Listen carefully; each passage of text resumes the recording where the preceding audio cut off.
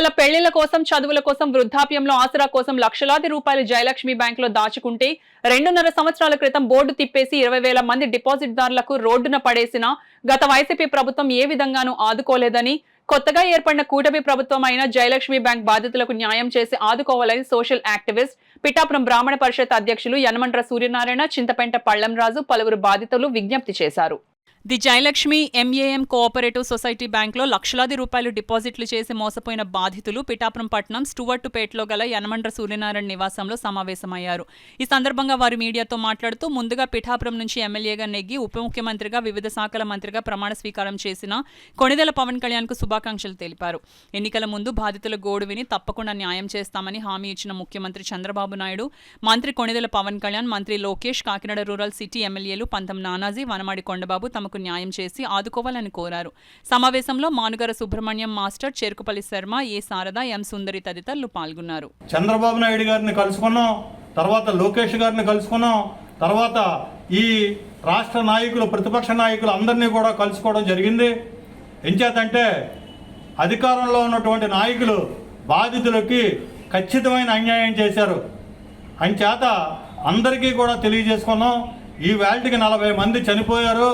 మానవతా దృక్పథంతో ఇవాళ ఈ సమస్యని ఇంకా మరణాల రేటు పెరగకుండా తక్షణ యుద్ధ ప్రాతిపదిక మీద ఈ నియోజకవర్గంలో ఆయన పర్యటించేటప్పుడు జయలక్ష్మి బాధితులకు అవకాశం ఇచ్చి వారి యొక్క సమస్యల్ని త్వరితగతిని అందరికీ కూడా ఈ బాధితులందరికీ న్యాయం జరిగే విధానంలో ఎదరికెళ్తారని చెప్పిన కళ్యాణ్ గారు డిప్యూటీ సీఎంగా అయినందుకు ముందు ఆయనకి ధన్యవాదాలు తెలుపుకుంటున్నాం. ముఖ్యంగా జయలక్ష్మి బాధితులకి ఈ వైఎస్ఆర్ పార్టీ బాగా అన్యాయం చేసింది. ప్రతి గుమ్మం ఎక్కి ఆఖరికి అందరి గుమ్మాలకి ఎక్కి మాట్లాడి చెప్పాము, కానీ ఎవరూ న్యాయం చేయలేదు. మన పవన్ కళ్యాణ్ గారు వచ్చిన తర్వాత న్యాయం జరుగుతుందని అనుకుని మేము ఇంకా పోరాటం చేస్తూనే ఉన్నాము. అలాగే పంతం నానాజీ గారు, అలాగే కొండబాబు గారు కూడా దీని మీద మాకు చాలా గట్టిగా ప్రామిస్ చేశారు. ఇప్పుడు ఎలాగా మన డిప్యూటీ సీఎం గారు అయ్యారు కనుక మన పవన్ కళ్యాణ్ గారు మా బాధలు గట్టెక్కిస్తారని, అలాగే 29 బ్రాంచీలు, 20,000 మంది బాధితులు ఈ చాలామంది బాధపడుతున్నారు. ఇప్పటికే 46 మంది దాకా చనిపోవడం జరిగింది.